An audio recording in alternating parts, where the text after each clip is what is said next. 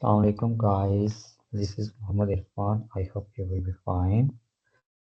आज की इस क्लास में हम देखने जा रहे हैं कि एक वेबसाइट में कौन कौन से एलिमेंट्स होते हैं, कौन कौन से उसमें एस्पेक्ट्स होते हैं, उसमें उसकी स्ट्रक्चर किस तरह डिज़ाइन होती है, किस तरह उसको स्ट्रक्चर किया जाता है या कौन सी चीज़ कहाँ पे होती है वो हम देखेंगे आज। अब वेब डिज़ाइन के अंदर हमने जितने भी एलिमेंट्स हैं या फिर हमारे पास पेजेस के अंदर जैसे कि हेडर हो गया।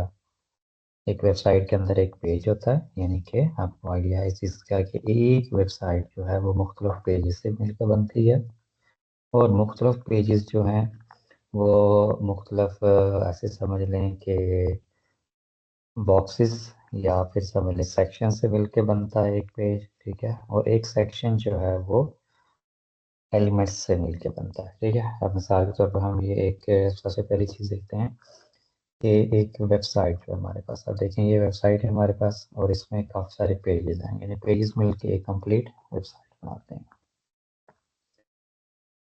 अब इन पेजेस के अंदर हमने एक पेज ओपन कर लिया, यानी होम पेज पे हैं हम इस टाइम। अब होम पेज को अगर हम देखें तो यहाँ तक हमने इसको डिज़ाइन किया हुआ था, तो इसमें डिफरेंट चीज़ें हैं। मिसाल के तौर पर सबसे जो पहली चीज़ है वो हमें नज़र आ रही है,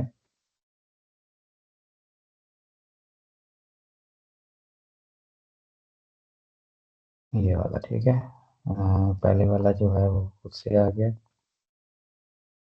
क्लियर,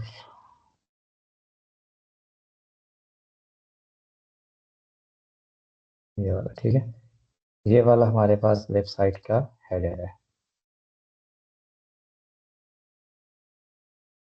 इसके ये देखिए यहाँ से लेकर यहाँ तक हेडर है, और हेडर के भी दो पार्ट्स हैं हमारे पास, एक टॉप हेडर है, एक मेन हेडर है, ठीक है। ये प्राइमरी में हेडर जो है ये वाइट वाला है, और ऊपर वाला जो है वो टॉप हेडर आप उसको कह लें, या और भी इसके काफ़ी सारे नाम हो सकते हैं, ठीक है। ये हमारे पास क्या हो गया, हेडर। और एक पेज के अंदर और कौन सी चीज़ हो सकती है, दूसरे नंबर पे हमारे पास ये फुटर, ठीक है। फुटर में भी डिफरेंट इंफॉर्मेशन हो सकती है, पूरी बिजनेस से रिलेटेड भी इंफॉर्मेशन हो सकती है। उसके अलावा यहाँ पे बिजनेस के सोशल लिंक्स और ये सारी चीज़ें जो है वो इसमें मेंशन हो सकती है, और एंड पे टेक्स्ट आ जाता है, ठीक है। तो ये हेडर और फुटर हो गए। उसके अलावा हमारे पास ये देखिए, अब ये वाला हमारे पास ये है सेक्शन, ठीक है। ये वाला क्या है हमारे पास, एक सेक्शन, यानी एक हेडर मेन चीज़ है, वो पूरी वेबसाइट के अंदर हेडर होता है, फुटर भी होता है, और हर पेज के अंदर सेक्शंस भी होते हैं, ठीक है।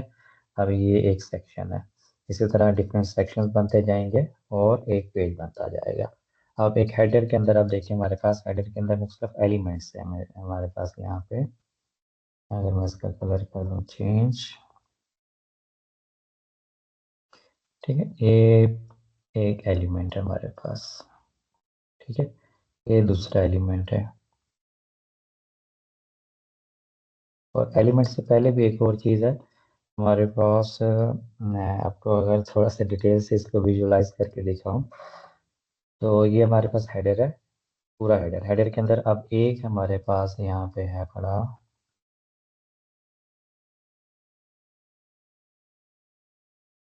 कंटेनर, ठीक है। हेडर भी ऐसे समझ लें एक सेक्शन ही है, ठीक है। उसके अंदर क्या है, एक कंटेनर है हमारे पास, पहला कंटेनर, और यहाँ पे ये दूसरा कंटेनर, ठीक है। एक हेडर था, हेडर के अंदर दो कंटेनर्स। अब दो कंटेनर्स के अंदर फिर इसके अंदर तीन कॉलम्स है, जैसे ये पहला रेड वाला कॉलम, ये दूसरा कॉलम, ये तीसरा कॉलम, ये तीन कॉलम्स है इसके अंदर, ठीक है। अब तीन कॉलम्स, पहले कॉलम के अंदर ये एक एलिमेंट है जिसको मैंने रेड में मार्क किया हुआ है, ठीक है। ये मेन्यू एलिमेंट है, इसको एलिमेंट कहते हैं। एक एक जो पार्ट होता है, एक एक जो हिस्सा होता है वो एलिमेंट होता है।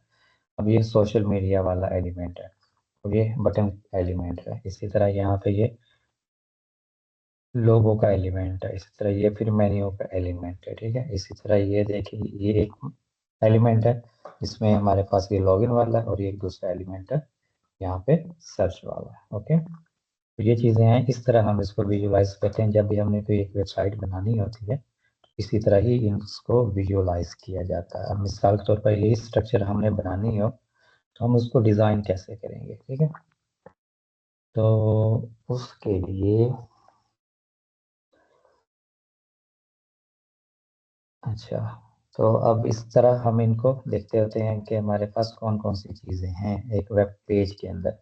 वेब पेजेस जो हेडर है और ये बॉडी। अच्छा, हेडर का बता दिया, फुटर का बता दिया, इनके दरमियान जो भी चीज़ होती है वो सारी बॉडी होती है। जितना भी कंटेंट होगा वो सारा वेबसाइट के उस पेज का बॉडी कहलाता है। ठीक है, हेडर, बॉडी और फुटर। जैसे हमारी जिस्म का भी सेम ही है, एक हेड होता है, ठीक है, बाकी बॉडी होती है और दूसरे फुट होते हैं।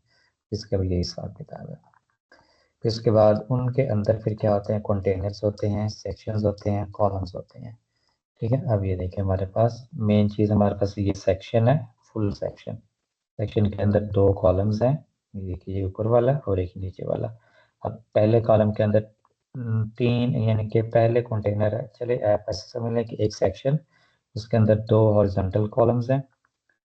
ठीक है, और एक कॉलम के अंदर फिर तीन कॉलम्स हैं, तीन कॉलम्स के अंदर फिर एलिमेंट्स अवेलेबल है। या इसको हम इस तरह देख लें कि इसको देखते हैं, अगर फर्ज करें हम, ये हमारे पास सेक्शन का मैंने ऊपर आपको बता दिया। ठीक है, ये पूरा सेक्शन हो गया इसका, या फिर इसको हम क्लियर ही कर लें एक दफ़ा। ओके, ये हमारे पास है एक वेबसाइट का सेक्शन। ठीक है, आपने इस तरह का फर्ज करें एक लेआउट बनाना है और सेक्शन बनाना है आपने, तो पहले एक सेक्शन ऐड किया आपने, मैं जस्ट आपने ना अपने माइंड के अंदर विजुलाइज करना है। यानी एक बड़ा सेक्शन ऐड किया आपने। ठीक है, बड़े सेक्शन के अंदर यहाँ पे एक कंटेनर इस तरह होगा। ठीक है, अगर ये ना भी डालें तो कोई इशू नहीं, लेकिन इस तरह एक कंटेनर होगा। ठीक है, कंटेनर के अंदर फिर दो कॉलम्स हैं। अब अगर देखें तो आपको यहाँ पे पता लग रहा होगा, यहाँ पे दो कॉलम्स हैं इस कंटेनर के अंदर। पहला कॉलम ये वाला है और दूसरे कॉलम के अंदर इमेज है। ठीक है, एक सेक्शन, सेक्शन के अंदर एक कंटेनर, कंटेनर के अंदर दो कॉलम्स। ठीक है, अब ये देखें, अब ये दो कॉलम्स है। अब एक कॉलम इस साइड वाले को देख लें तो यहाँ पे जस्ट हमारे पास एक ही चीज़ है, और वो क्या है, एक ही एलिमेंट है हमारे पास इस कॉलम के अंदर। ठीक है, वो इमेज है हमारे पास। बट इस कॉलम के अंदर अगर हम देखें तो इसके अंदर मुख्तलिफ एलिमेंट्स है हमारे पास। ठीक है, यहाँ पे हमारे पास हेडिंग एलिमेंट है, यानी कि सब हेडिंग है, फिर यहाँ पे हेडिंग है, फिर उसके बाद ये डिवाइडर है। ठीक है, डिवाइडर के बाद ये पैराग्राफ है, पैराग्राफ के बाद ये दो दो बटन्स के लिए भी हमने पहले कंटेनर ऐड किया। ठीक है, कंटेनर ऐड करने के बाद यहाँ पे ये पहला बटन और ये दूसरा बटन। इस तरह अगर हम ये कंटेनर ऐड नहीं करते तो बटन इसी तरह ऊपर से नीचे आने थे। ठीक है, वो हम फ्यूचर में भी देखेंगे कि यहाँ पे हमने कंटेनर क्यों ऐड किया। इस तरह इसकी, यानी हमने स्ट्रक्चर भी इसी तरह बनाई थी, वो आप लोगों को याद होगा। ठीक है, इस तरह इसको स्ट्रक्चर किया जाता है, यानी कि एक सेक्शन, उसके अंदर एक कंटेनर, कंटेनर के अंदर दो कॉलम्स, फिर दोनों कॉलम्स के अंदर उनके कंटेंट। अब अगर फर्ज करें यहाँ पे हमारे पास ये वाला देख लें, एक सेक्शन।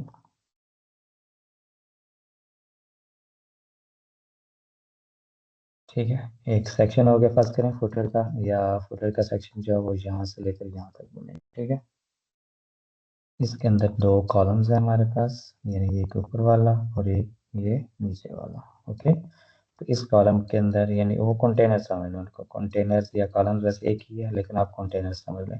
तो इस कंटेनर के अंदर फिर चार कॉलम्स हैं, 1 2 3 4।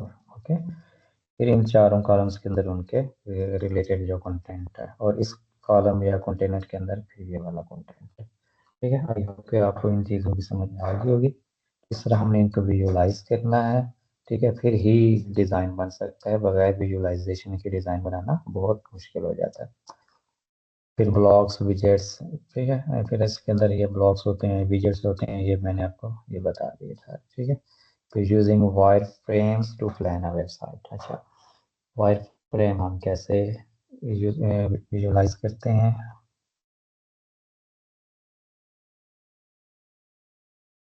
1 मिनट।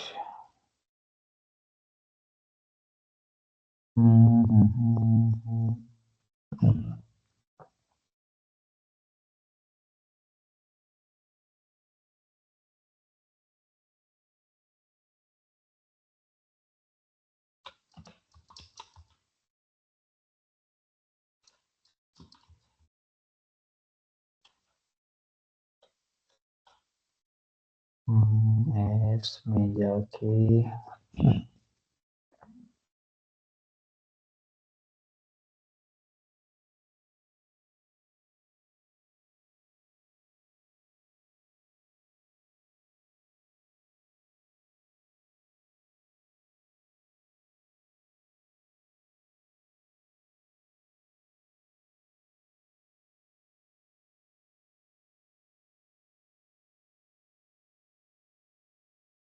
ओके।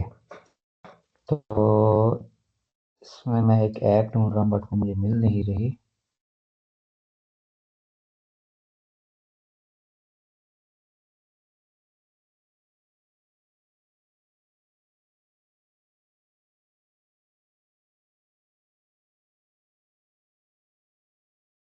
ठीक है, तो यहाँ तक आप लोगों को समझ आ गई होगी, यानी कि हमने एक वेबसाइट के डिज़ाइन को कैसे विजुअलाइज करना है, उसमें कौन कौन से एलिमेंट्स होते हैं और इन एलिमेंट्स को हमने कैसे यूटिलाइज करना है अपनी वेबसाइट के लिए, अगर फर्ज करें हमने करना भी हो तो।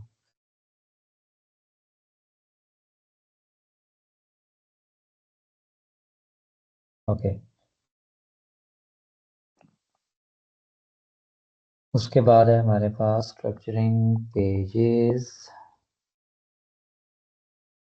With WordPress page builder. ठीक है, तो हमने जब एक विजुलाइज कर लिया, या जैसे हमने देखा पहले हमने अपना डिज़ाइन फाइनल किया, उसको फिर हमने विजुलाइज किया कि हम उसको बनाना कैसे है, फिर आपने अपना पेज बिल्डर सेलेक्ट करना है कि हमने कौन से पेज बिल्डर के अंदर अपनी वेबसाइट को बनानी है। लाजमी नहीं कि एक ही पेज बिल्डर यूज़ किया जाए, हर वेबसाइट या हर प्रोजेक्ट के हिसाब से डिफरेंट पेज बिल्डर यूज़ हो सकते हैं या डिफरेंट थीम यूज़ हो सकते हैं। तो हमने थीम और पेज बिल्डर को फिर फाइनलाइज करना होता है। ठीक है, कि हमने एलिमेंटर यूज़ करना है, गुटनबर्ग यूज़ करना है, या कोई थीम यूज़ करना है, किस तरह हमने उस पेज को डिज़ाइन करना है। ठीक है, तो ये चीज़ जो है ये भी हम देखेंगे। और गुटनबर्ग तो हमने देख लिया है, बाकी एलिमेंटर और बाकी थीम्स जो हैं वो हम देखेंगे इंशाल्लाह। Enhancing user experience with navigation and UI elements. जब भी आप वेबसाइट बनाएं तो आपकी वेबसाइट के अंदर ये देखें, ठीक है ना, यानी कि एक डिज़ाइन प्यारा होना चाहिए, उसके अंदर नेविगेशन एलिमेंट्स होने चाहिए, जैसे ये नेविगेशन के लिए हैं, अगर कोई बंदा दूसरे पेज पे जाना चाहे, ठीक है, यहाँ पे भी हम इनको ऐड करेंगे, यहाँ पे भी लिंक्स हम ऐड कर सकते हैं। और उसके अलावा यूआई एलिमेंट्स जो हैं, यानी कि यूज़र इंटरफेस के हवाले से, ठीक है, यूज़र एक्सपीरियंस होता है और एक यूज़र इंटरफेस, यानी कि डिज़ाइनिंग के हवाले से अपने हमने अपनी वेबसाइट को बेहतरीन बनाना होता है। ठीक है ना, और इस तरह यूज़र एक्सपीरियंस भी ज़्यादा होगा। उसके बाद accessibility end user friendly design in WordPress. ठीक है, ये भी हम देखेंगे, यानी कि यूज़र फ्रेंडली डिज़ाइन क्या होता है, एसेसिबिलिटी क्या होती है, जब हम डिज़ाइन करेंगे साथ साथ ये चीज़ें हम डिस्कस करते जाएंगे। ठीक है, उसके बाद हम देखेंगे testing and optimising your website. जब आपकी वेबसाइट बन जाएगी, यहाँ से सारा कुछ कर लिया आपने, ये मैंने एक सारा लेआउट आपको बता दिया यहाँ से, यानी कि अपने वेबसाइट के डिज़ाइन को स्टार्ट कैसे करना है। ठीक है, आपको यूज़र एक्सपीरियंस किस तरह का होना चाहिए, फिर इंस्पायरेशन कहाँ से लेनी है, फ़ॉन्ट कहाँ से फाइंड करना है, ये सारी चीज़ें आपने फाइंड करनी है। फिर कलर फाइंड किया आपने, फिर इमेजेस आपने कहाँ कहाँ से ले सकते हैं। फिर आपने देखा डिज़ाइन मैंने कैसे बनाना है, उसके लिए पेज बिल्डर या थीम कौन सा चूज़ करना है। फिर जो है वो बनाने के बाद फिर ये वाली चीज़ें आती हैं, फिर हमने यूज़र एक्सपीरियंस के हवाले से अच्छा सा डिज़ाइन बनाना है, फिर यूज़र फ्रेंडली डिज़ाइन होना चाहिए, और फिर उसके बाद हमने टेस्टिंग, और उसके बाद एंड पे हमने वेबसाइट को ऑप्टिमाइज़ करना है। तो ये था, यानी कि वेबसाइट को डिज़ाइन कैसे किया जाता है। नेक्स्ट जो है वो हम देख लेंगे कि हम, हाँ, कुछ वर्डप्रेस की सेटिंग्स भी रहती हैं, वो भी हमने नेक्स्ट में कवर करनी है इंशाल्लाह। उसके बाद फिर हम ऐसा ऐसा एलिमेंटर की तरफ आ जाएंगे, और एलिमेंटर में फिर हम ऐसा ऐसा इन चीज़ों को देखेंगे, फिर उसमें डिज़ाइन बना के बाकी चीज़ें हम इन पे कवर कर लेंगे। ठीक है, तो यहाँ तक कोई भी आपका क्वेश्चन हो वो ग्रुप में पूछ लीजिएगा। और मैं ये कोशिश कर रहा था कि चलें, ये जो है ना विजुअलाइजेशन या वायर फ्रेमिंग जो है वो हम फिर वैसे भी कर लेंगे बाद में। ठीक है, या सिंपली ये इस तरह होता है कि आपने एक ब्लैंक पेज ले लिया, या जैसे लोग ड्राइंग बनाते हैं, ठीक है, उसके ऊपर आपने ये सारा खुद से विजुअलाइज करना होता है। यानी फर्स्ट कर आपने देखा है, यानी वाइट फ्रेमिंग ऐसी ही होती है कि सिंपल सा, जैसे फर्स्ट कर मेरे पास ये ब्लैंक पेज है अभी, फिर ये तो उसमें आपने यहाँ पे फर्स्ट करें एक हेडर बना लिया। हेडर के अंदर दो कंटेनर्स हैं, ठीक है, ये एक ये और एक नीचे वाला, इस तरह, ठीक है। फिर यहाँ पे फिर आपने एलिमेंट्स ऐड कर लिए इस तरह, यहाँ पे भी यानी इस तरह ही इसको कहते होते हैं वायर फ्रेमिंग, ठीक है। यहाँ पे ना वो आपने लिख भी लिया जो जो चीज़ें चाहिए, फिर यहाँ भी लिख लिया, यहाँ भी लिख लिया, ठीक है, ये स्ट्रक्चर बना लिया इसे, ठीक है। यहाँ पे फर्स्ट करें आपने बटन यहाँ पे ऐड कर दिया, इस तरह फिर इसके नीचे हीटर सेक्शन आ जाएगा। तो ये सिंपली वायर फ्रेमिंग है आसान अल्फाज में, ठीक है। तो इस तरह होती है। अच्छा, उसके बाद जो थी एक और चीज़ मैं भूल गया। अब हेडर फुटर और ये बॉडी तो होगी, उसके साथ एक और चीज़ है, ये देखें साइड बार। वेबसाइट के अंदर साइड बार्स भी होते हैं, तो ये वाला है हमारे पास, यानी कि एक साइड पे। और बाकी ये क्या है हमारे पास, इस पोस्ट है, ये पोस्ट का कंटेंट है, यानी कि अगर हम देखें एंड तक इसको अगर ले जाएं हम, तो ये हमारे पास क्या है, पोस्ट का कंटेंट समझ लें यहाँ तक, ठीक है। और ये क्या है हमारे पास, साइड बार है, ये हो गया साइड बार, ठीक है। इस तरह ये स्ट्रक्चर होता है, यानी कि वेबसाइट के अंदर साइड बार हो सकता है, कंटेंट हो सकता है, हेडर फुटर और ये साइड बार, और इन सबको मिला के ये उसकी पेज की बॉडी, ठीक है। हेडर और फुटर इस तरह बाकी चीज़ें भी होती हैं, वो एक पूरे पेज को बनाती हैं, पेजेस मिल के फिर एक वेबसाइट बनाते हैं। ओके, तो आई होप सो कि आपको इन चीज़ों की समझ आ गई होगी। मज़ीद कोई क्वेश्चन है तो वो पूछ लीजिएगा, और ठीक है, थैंक यू सो मच, अपना ख्याल रखिएगा, खुदा हाफिज़।